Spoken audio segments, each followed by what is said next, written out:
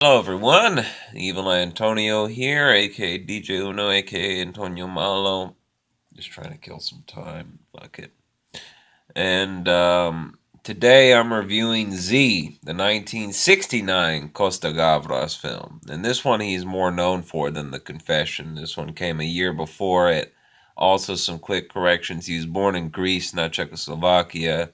And Confession was in 1970. So, my bad.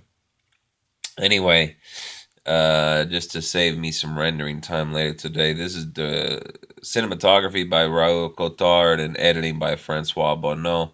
So it's the same team that he used in Confession. Anyway, this film, it's about the. I don't want to spoil too much, but it's about civil unrest in Greece. You have this upper class of generals and royalty.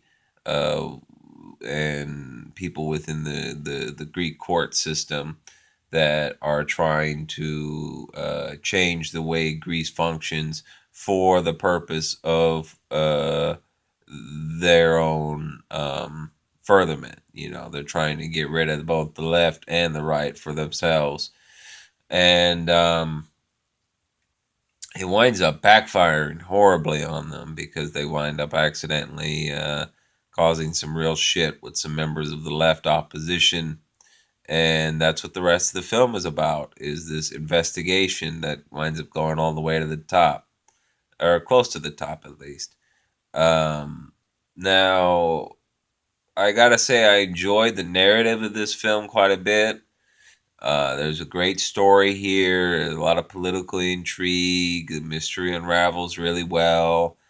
He does this thing where he shifts between person to person, and so there's no real one main character in the story. It's a very ensemble cast. Yvonne Montand, who's supposed to be the star of the film, is only in it for 10 fucking minutes. So it's got some interesting stuff narratively, but again, I feel like I've run into the same problems that I had with The Confession, where there's just not much else besides that. In fact, I would say I actually enjoyed this movie a little bit less because The Confession he tried some interesting stuff with, and this one it felt very much almost like an episode of Columbo or something like that, where it's this mystery of the week, and the magistrate's coming in to solve it. And that might sound a little bit weird, but Columbo plays second fiddle in most of his stories anyway. And when you look at a Columbo story and this one, the parallels are insane. A lot of really big guest actors. Um, you know, um, a murder mystery that has to be solved. This slow unraveling, the fact that we see it before the magistrate does, and so we're kind of following him as he puts the clues together and slowly tightens the noose on these people. It definitely reminded me of that in a bad way.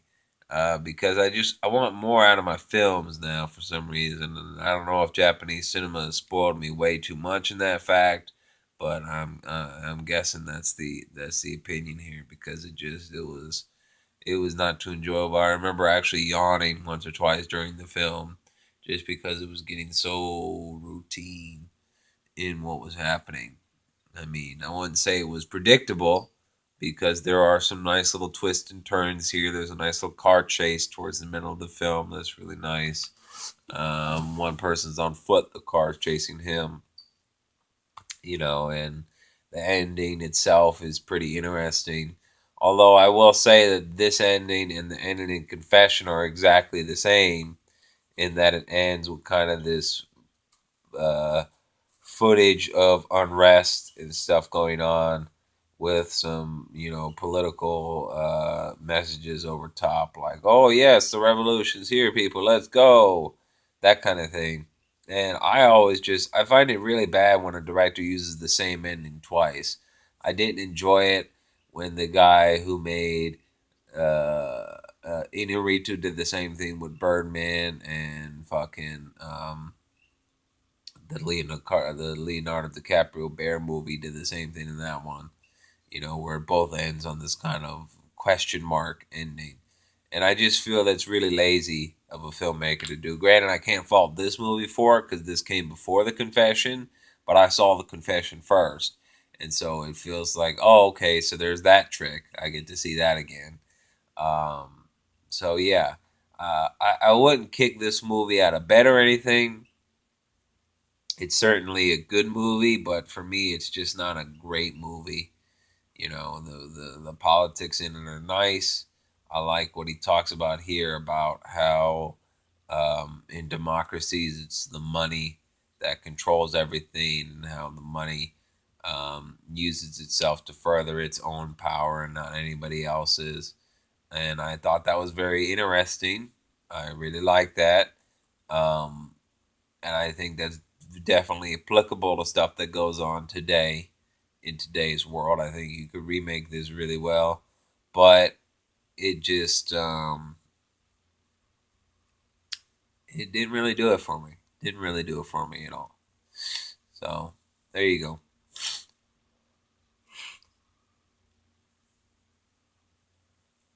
Yeah. So kind of a short episode this day, but I'm gonna try to watch a good movie tonight or something with a lot of stuff in it that I can talk about tomorrow. So you can tip me here at the PayPal. You can see yesterday's episode up here.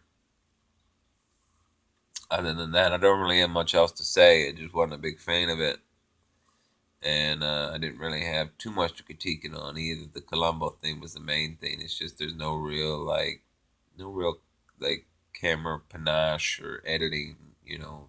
There's just nothing that I saw that was like, oh, I want to steal that. None of that. It just felt very kind of, like I said earlier, routine. So I wouldn't say don't watch it though. If you like this kind of stuff, check it out. It's a 3 out of 5 movie for me. Technically competent, but it doesn't do much to rise above the occasion into like greatness. So y'all have a good day. I'll see you later. Come on, stop. God damn it.